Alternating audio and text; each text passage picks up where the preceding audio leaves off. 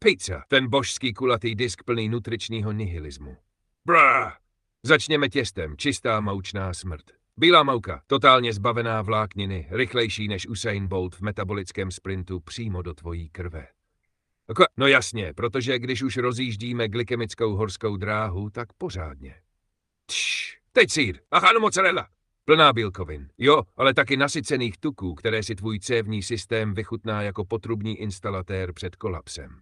Cat, rajčatová omáčka. Jo, antioxidanty, lykopen, blablabla, ale taky cukr a sůl, aby to chutnalo jak sen diabetika těsně před pádem do komatu.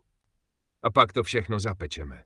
Krásně, do křupava, aby se vytvořily nádherné karcinogenní sloučeniny, které tvůj žaludek ocení stejně jako opilý gastropunk na konci tahu. Siváča. A kaloricky. No jasně, jedna pizza a můžeš si jít rovnou lehnout do tukové přecíně pekla. Takže zdravá? Jen pokud si laboratorní potkan testující dlouhověkost na dietě smrti. Bamc.